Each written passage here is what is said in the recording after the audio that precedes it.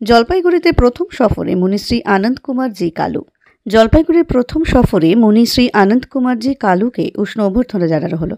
মহান তপস্বী আচার্য শ্রী মহাশ্রমণজির পণ্ডিত শিষ্য মুনিশ্রী আনন্দ কুমার জি কালু এবং তার সহচর মুনিশ্রী বিকাশ কুমারজিকে তাদের শুভ পদার্পণ উপলক্ষে জলপাইগুড়ির হাকিমপাড়ায় সুরেশজি সিদ্ধের বাসভবনে এক শোভাযাত্রার মাধ্যমে সুন্দরভাবে তাদেরকে স্বাগত এবং সম্বর্ধনা জানানো হয়। মুনিশ্রী ভোর 6:15 নবরতন জি পারক, অশোক কুমার জি পারক, ইন্ডিয়ান অয়েল বিটুমিন গুদাম, রানীনগর, জলপাইগুড়িতে মঙ্গল বিহার শ্রাবক এবং আরও অনেক কিছু নিয়ে উপস্থিত হন।